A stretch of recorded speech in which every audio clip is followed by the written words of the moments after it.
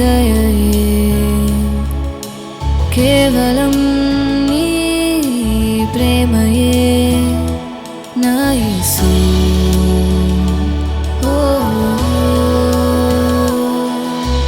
కేవలం నీ కృపయే కేవలం నీ దయయే కేవలం నీ ప్రేమయే నా యేసు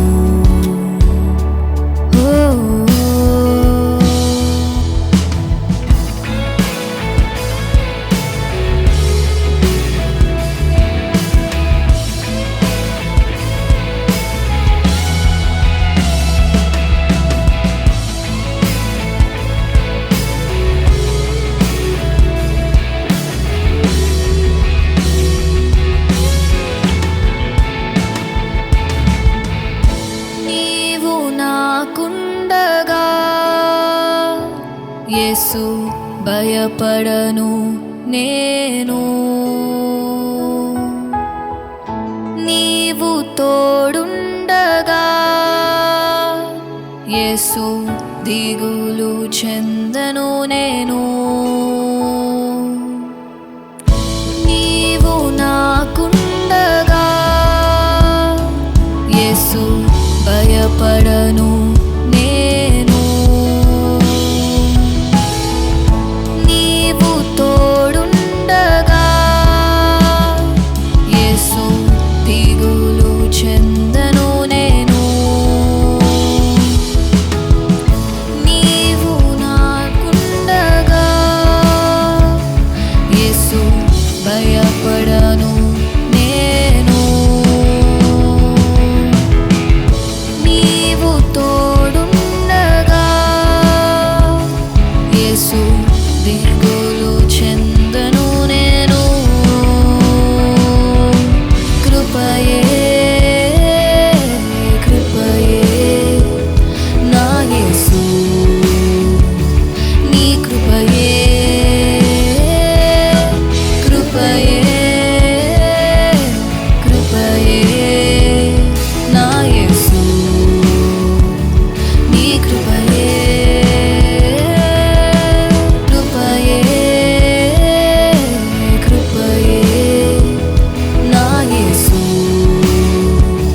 నీ కృపయే కృపయే కృపయే నా యేసు నీ కృపయే. ప్రైజ్ ద లార్డ్, హల్లెలూయా. ఈ ఉదయకాలమున రోమిలికి రాసిన పత్రిక 4వ అధ్యాయము 17వ వచనం నుంచి తాను విశ్వసించిన దేవుని ఎదుట అనగా మృతులను సజీవులుగా చేయవాడను లేని వాటిని ఉన్నట్టుగా పిలుచువాడనైన దేవుని ఎదుట అతడు మనందరికీ తండ్రి ఉన్నాడు. ఇందును గూర్చి నిన్ను అనేక జనములకు తండ్రిగా నియమించుతానని వ్రాయబడి ఉన్నది. హల్లెలూయా. ఇది అబ్రహామును గూర్చిన వాగ్దానము. ఇది ఎందుకని ఈ వాక్య భాగాన్ని నేను ఈ ఉదయకాలం మీతో పంచుకుంటున్నానంటే విశ్వాసులకు తండ్రి అబ్రహాము. హల్లెలూయా. సో మనము ఎప్పుడైతే మన అందరికీ ఇష్టం అబ్రహాము ఎలా దీవించబడ్డాడో, లేదా గలతీయులకు రాసిన పత్రిక నిన్న ధ్యానించిన విధంగా అబ్రహాము ఆశీర్వాదాలు అన్నీ కూడా ఈవెన్ అన్యజనుల పైన కూడా వస్తాయని దేవుడు తన లేఖనాల్లో రాయించాడు. సో ఎందుకని అబ్రహాం గురించి నేను మాట్లాడుతున్నానంటే మనందరము కూడా అబ్రహాము సంతానమై ఉన్నాము, పిల్లలమై ఉన్నాము, మనము వారసులై ఉన్నాము. సో ఈ ఉదయకాలమున మన జీవితంలో కూడా అనేకమైన వాగ్దానాలు మనకి దేవుడు మనకి ఇచ్చాడు. అనేక వాగ్దానాలు. సో ఆ వాగ్దానాలను ఎలా స్వతంత్రించుకోవాలి మన జీవితంలో? సో మనకి మాదిరిగా ఉన్న అబ్రహాము నేను ఈరోజు జ్ఞాపకం చేయాలని ఆశపడుతున్నాను. అబ్రహాము ఏ సమయంలో అసలు అబ్రహాము నీతి ఏంటనంటే అబ్రహాము దేవుని నమ్మెను, అది అతనికి నీతిగా ఎంచబడింది.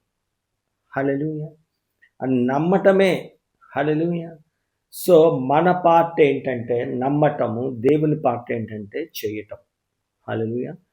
మా ఒకసారి నా వెనకాల మీరు చెప్పినట్టయితే, my part is to believe. His part is to manifest. Hallelujah! మన యొక్క భాగము ఏంటనంటే మనం నమ్మటం. దేవుని యొక్క భాగం ఏంటంటే చేయటం కార్యాన్ని. హల్లెలూయా! సో, ఈ ఉదయ కాలమున నేను ఈ అబ్రహాం గురించి నేను మీతో పంచుకోవాలని ఆశపడుతున్నాను. అబ్రహాం ఎప్పుడు నమ్మాడు? అసల ఆధారము లేనప్పుడు నమ్మాడు. అసలు నిరీక్షణకు ఆధారము లేనప్పుడు నమ్మాడు. కొన్ని మాటల కింద మనం చదువుకుందాం. నీ సంతానం ఇలాగుండునని చెప్పిన దానిని బట్టి తాను అనేక జనములకు తండ్రి అగునట్లు నిరీక్షణకు ఆధారము లేనప్పుడు అతన్ని నిరీక్షణ కలిగి నమ్మాడు. హల్లెలూయా! ఈ ఉదయకాలమున నీకసలు ఎలా జరుగుతుందో అని నీకసల ఇది సాధ్యమా అని నీకు ఒకవేళ నీ కొన్ని విషయాలు నువ్వు నమ్ముతున్నావు, దేవుని కార్యాల కొరకు ఎదురు చూస్తున్నావు, దేవుని వాగ్దానాలు నీ జీవితంలో నెరవేర్చబడాలని కొన్ని సంవత్సరాలుగా వేచి ఉండొచ్చు, కొన్ని దినాలుగా వేచి ఉండొచ్చు, కొన్ని గంటలుగా వేచి ఉండొచ్చు. కానీ అయితే ఈరోజు అబ్రహాముతో మాట్లాడిన దేవుడు మనతో కూడా మాట్లాడుతాడు. ఎప్పుడు నమ్మాడంటే అబ్రహాము నిరీక్షణకు ఆధారము లేనప్పుడు అబ్రహాము నమ్మాడు. హల్లెలూయా! నువ్వు నమ్మితే, అందుకే అంటాడు కదా, మార్తా మరియా దగ్గర అక్కడ కూడా దేవుడు చెప్తాడు, నువ్వు నమ్మితే దేవుని మహిమను చూస్తావు అని. హల్లెలూయా! ఇక్కడ కూడా అబ్రహాము జీవితంలో ఎప్పుడు నమ్మాడంట, నీ సంతానం ఇలాగ ఉండునని చెప్పిన దాన్ని బట్టి తాను అనేక జనములకు తండ్రి అగునట్లు నిరీక్షణకు ఆధారము లేనప్పుడు అతడు నిరీక్షణ కలిగి నమ్మాడు.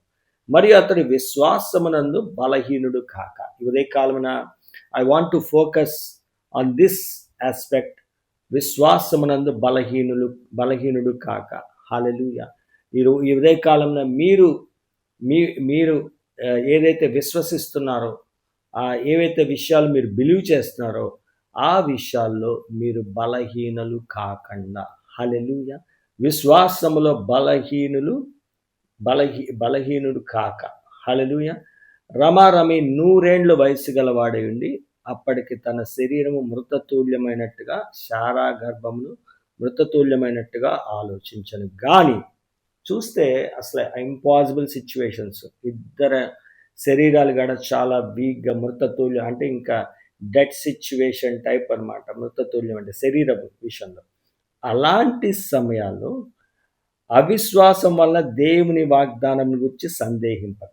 మళ్ళీ ఇక్కడ కూడా సందేహింపక అనే మాటలు. మీరు ఈరోజు అబ్రహాము ఏం చేస్తే తన జీవితంలో తన వాగ్దానాలను స్వతంత్రించుకున్నాడో, మనము కూడా అబ్రహాము సంతానమై ఉండగా మనము కూడా అబ్రహాము పోలి నడుచుకున్నట్లయితే మన జీవితంలో కూడా దేవుడు చేసిన వాగ్దానాలు మన జీవితంలో కూడా నెరవేర్చబడటం చూస్తాం. ఇక్కడ మీరు జ్ఞాపకం చేసుకోవాల్సింది ఏంటంటే, నిరీక్షణకు ఆధారము లేనప్పుడు అబ్రహాము నమ్మాడంట.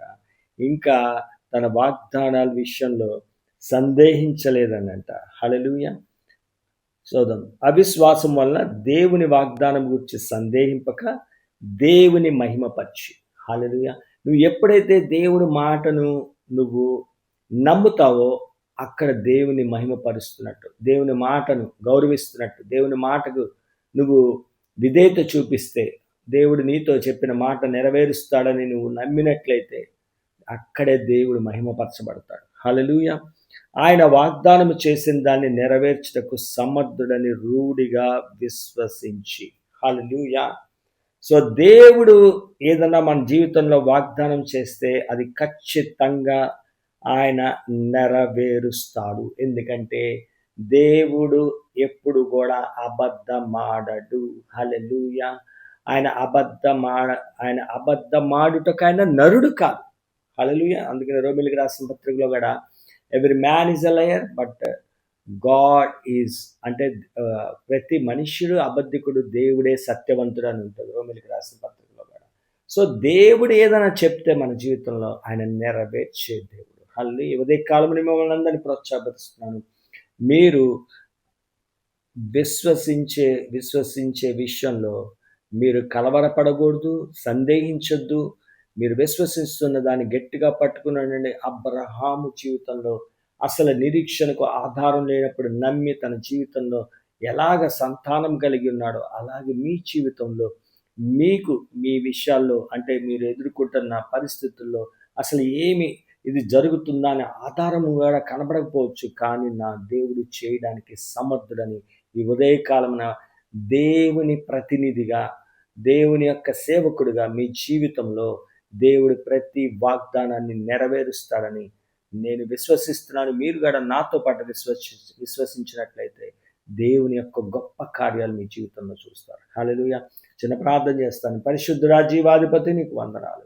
నువ్వు ఎంతైనా నమ్మదగిన దేవుడు నాయనా ప్రభా. అబ్రహాముతో చేసిన వాగ్దానమును నాయనా ప్రభా, అవును తండ్రి, నువ్వు నెరవేర్చిన దేవుడు తండ్రి నాయన. మేము అబ్రహాము సంతానమై ఉండగా మా జీవితంలో మా పట్ల నువ్వు కలిగి ఉన్న ప్రణాళికలు, వాగ్దానములు నాయనా ప్రభా అన్నీ కూడా యేసు క్రీస్తు నామములో నీ బిడలు ఎంతమంది అయితే నా నోటి ద్వారా నాయన నీ వాక్యమును వింటున్నారో వారి జీవితాల్లో ఈ వాక్యము ఫలించి నాయన వారు ఎదురు చూస్తున్న నాయన ప్రభ ఎదురు చూస్తున్నవి, అలాగే విశ్వసిస్తున్నవి, నమ్ముతున్నవి అన్నీ కూడా వారి జీవితంలో వారు కలుగునట్లు సహాయం చేయమని యేసు క్రీస్తు ఉన్నత నామమున ప్రార్థించి అడిగి వేడుకుంటున్నాను తండ్రి.